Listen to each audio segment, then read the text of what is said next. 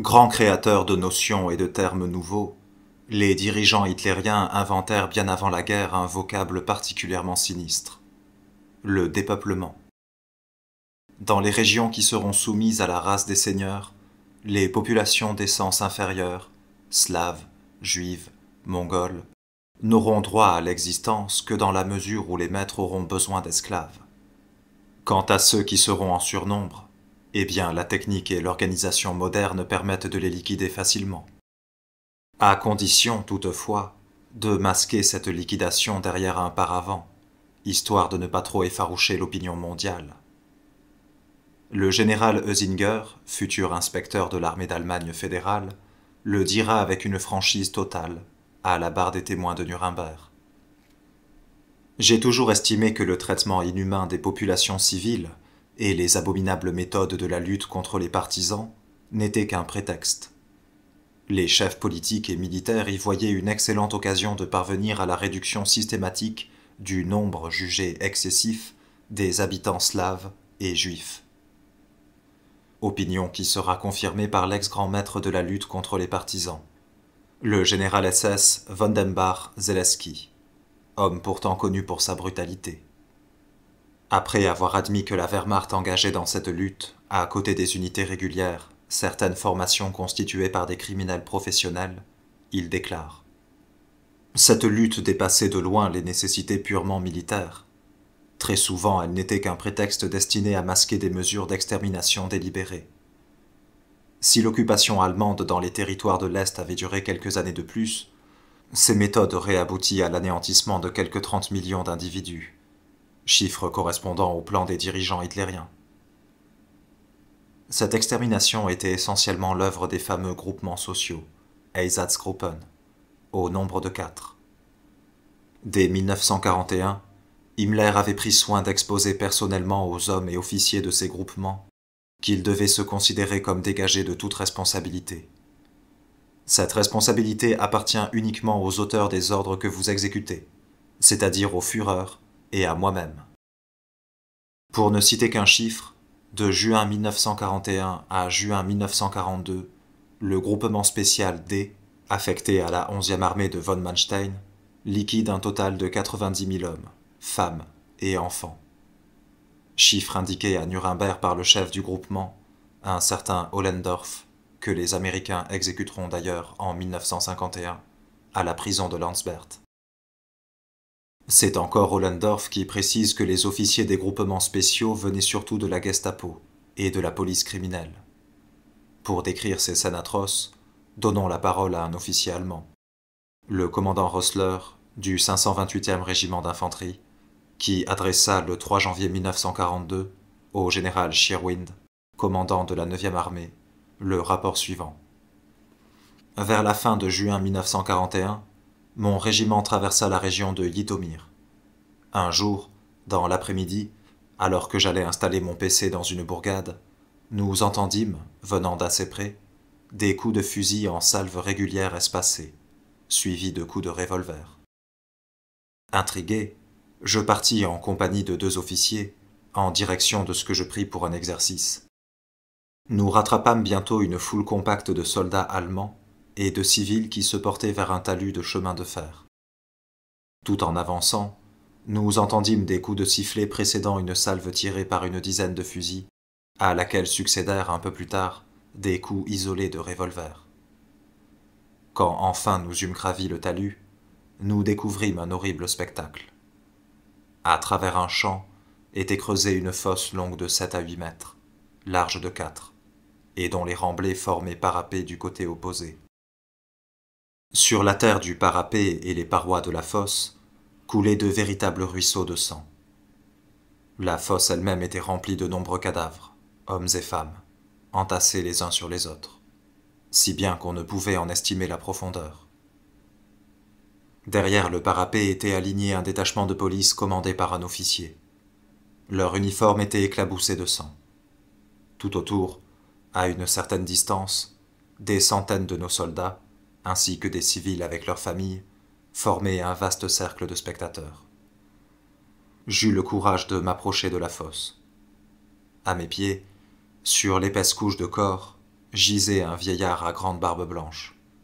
Il gardait encore accroché au bras une petite canne. Comme je remarquai qu'il respirait toujours, je demandai à l'un des policiers de lui donner au moins le coup de grâce. À quoi le policier répondit hilar. « Celui-là, ça fait déjà 7 pruneaux que je lui ai logé dans la panse. Il finira bien par crever. » Combattant de la Première Guerre mondiale, j'ai pris part dans celle-ci aux campagnes de France et de Russie.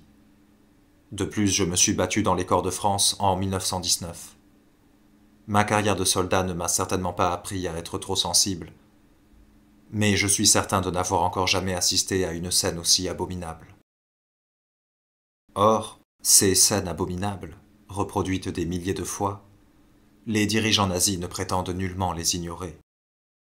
Dès 1940, l'accusé Frank, gouverneur général de Pologne, en parle avec un cynisme total, dans une interview accordée au Volkische Beobachter, organe officiel du parti. Vous me demandez quelle différence existe entre le régime du protectorat tchécoslovaque et celui du gouvernement général de Pologne? Je vais vous citer un exemple frappant. Récemment, on a placardé à Prague de grandes affiches rouges annonçant l'exécution de 7 Tchèques. Eh bien, si je voulais agir ainsi à Varsovie, chaque fois qu'on fusille 7 Polonais, les immenses forêts de Pologne ne suffiraient pas pour produire le papier nécessaire. L'extermination ne s'arrête même pas aux portes des camps de prisonniers, du moins des prisonniers russes. Grâce à des considérations raciales, Hitler épargne les prisonniers occidentaux. Mais pour les Russes, pas de pitié. Après un tri aussi sommaire qu'arbitraire, les groupements spéciaux se mettent au travail, fusillant d'abord les juifs, bien entendu, puis les communistes reconnus comme tels, les intellectuels, les asiatiques, et ainsi de suite. Sans parler de l'impitoyable sélection opérée avant l'arrivée des prisonniers dans leurs camps respectifs. À Nuremberg, on donnera lecture d'une lettre que Rosenberg écrivit en 1942 à Kettel. Sur les 3,5 millions de prisonniers soviétiques, il ne reste aujourd'hui que quelques centaines de mille qui soient vraiment en état de travailler. Une grande partie des autres a succombé à la faim, aux intempéries, au typhus exanthématique. Des milliers de prisonniers acheminés à pied se sont effondrés en route et ont été achevés par l'escorte. De nombreux camps ne consistaient qu'en une enceinte de barbelés, c'est-à-dire qu'il n'y avait aucun baraquement, si bien que les prisonniers couchaient à la belle étoile, à même le sol, sous la pluie et la neige. Procédé parfaitement conforme aux principes qu'exposa Himmler devant un auditoire de généraux SS. Je me moque éperdument du sort des Russes ou des Tchèques. L'existence des autres peuples ne m'intéresse que dans la mesure où nous avons besoin d'esclaves pour maintenir et développer la civilisation allemande. La construction d'une barricade anti-char a coûté la vie de 10 000 femmes russes mortes d'épuisement? Cela me laisse indifférent, du moment que la barricade a été construite. Sans commentaire. De ces innombrables forfaits, 2 se sont tout particulièrement gravés dans notre mémoire. Les massacres de Lidis, en Tchécoslovaquie, et d'Oradour, sur Glane, dans le Limousin. Le 9 juin 1942, sur l'ordre et sous le contrôle de la Gestapo, l'infanterie allemande encercle le village de Lidis. Les policiers pénètrent dans les maisons. Femmes et enfants sont enfermés dans l'école. Quant aux hommes, on les entasse dans la cave, la grange et l'écurie de la ferme Aurac. Le lendemain, dès l'aube, les hommes sont passés par les armes par groupes de 10. La fusillade dure jusqu'à la fin de l'après-midi. Puis, les assassins se font photographier à côté du monceau de cadavres. 172 hommes et adolescents à partir de 16 ans. Quant aux 202 femmes, 7 seront fusillées à Prague. Les 195 survivantes déportées à Ravensbrück. À la Libération, on apprendra que 42 d'entre elles sont mortes sous les coups, 7 dans la chambre à gaz. En ce qui concerne les 90 enfants arrachés à leur mère, on sait seulement qu'ils furent envoyés dans un camp de concentration. On ne parviendra jamais à les retrouver. Le drame d'Oradour se déroule 2 ans plus tard, le 14 juin 1944. À Nuremberg, l'accusateur français Charles Dubost se bornera à lire le rapport officiel. Le samedi matin, un détachement SS, appartenant probablement à la division Das Reich, stationné dans la région, pénétra dans le village déjà encerclé. La population reçut l'ordre de se réunir sur la place du marché. Les hommes, répartis en 4 ou 5 groupes, furent enfermés dans autant de granges, les femmes et enfants dans l'église. Peu de temps après éclatèrent les premières rafales de mitrailleuses. Puis, les SS incendièrent systématiquement le village et les fermes environnantes, maison par maison. À 17 heures, plusieurs soldats firent irruption dans l'église et placèrent sur un banc du chœur un appareil émetteur de gaz asphyxiant, une sorte de caisse d'où sortaient des mèches allumées. Très vite, l'atmosphère devint irrespirable. Cependant, quelqu'un réussit à ouvrir la porte de la sacristie, ce qui permit de ranimer les femmes et les enfants évanouis. Les Allemands se mirent alors à tirer par les fenêtres. Puis ils pénétrèrent dans l'église afin d'achever les survivants à coups de mitraillettes. Pour finir, ils répandirent sur le sol une poudre inflammable. Une seule femme échappa à la mort. Elle avait été blessée par une balle alors qu'elle essayait de sortir par une fenêtre. Elle se laissa tomber et simula la mort. Vers 18 heures, d'autres soldats allemands arrêtèrent près du village le train du chemin de fer départemental, firent descendre les voyageurs à destination d'Oradour et les massacrèrent à la mitrailleuse. Ils jetèrent ensuite les corps dans le brasier. Ce rapport n'a pas été rédigé par le gouvernement de Gaulle. Il est dû au général Bridoux, chargé de mission par le gouvernement de Vichy, qui dépendait de Berlin. À vrai dire, les ministres de Vichy ne devraient pas être tellement surpris. En 4 années d'occupation, les Allemands avaient déjà fusillé 29 660 otages français. Près de 30 000 personnes à qui même la Gestapo n'avait rien à reprocher. La population d'une ville comme Auxerre. Massacres, déportation de main-d'œuvre, extermination raciale, il faudrait des volumes pour décrire ce tableau fantasmagorique de la civilisation nazie. La main-d'œuvre étrangère dont l'Allemagne a besoin pour son industrie de guerre atteint rapidement des chiffres extraordinaires. Si en France, en Belgique, en Hollande, les réquisitions se font avec un semblant d'ordre et de justice, quelle dérision d'employer ce terme dans un contexte pareil, il n'en est pas de même dans les territoires de l'Est. Un jour, on décide que tel village doit fournir 25 volontaires pour le travail en Allemagne. Les 25 hommes ne se présentent pas spontanément, tant pis pour eux. On détruira le village tout entier, habitants et maisons. Comme ça, ces salopards dégénérés finiront par comprendre. L'accusé Sauckel, ex-commandant en chef de cette armée d'esclaves, s'efforcera à Nuremberg de se faire tout petit. Du temps de sa splendeur, il étalait avec complaisance les magnifiques résultats de son travail. Sur les 5 millions d'ouvriers étrangers qui travaillent dans nos ateliers, s'exclama-t-il en mars 1944, il n'y en a pas 200 000 qui soient venus en Allemagne de leur propre gré. Cependant, c'est dans le massacre des Juifs que la race meurtrière des Hitlériens s'est vraiment donné libre cours. Dans ce crime qui dépasse l'entendement de l'être normal, presque tous les accusés de Nuremberg portent une lourde part de responsabilité directe. Ils s'en défendent, bien sûr, mais leur dénégation ne pèse pas lourd devant le poids écrasant des faits. C'est la fameuse solution définitive de Göring qui met fin, vers le milieu de l'année 1941, à la phase initiale des humiliations, spoliations, arrestations et assassinats individuels. À présent, c'est la méthode systématique, pour ne pas dire scientifique, que l'on employait pour supprimer radicalement les Juifs, dont l'haleine souille l'espace germanique. Cette méthode systématique n'exclut d'ailleurs pas certaines divagations. Une liste des Juifs européens à exterminer arrive au total de 11 millions, dont 330 000 Juifs anglais, 4 000 Irlandais, 18 000 Suisses et 6 000 Espagnols.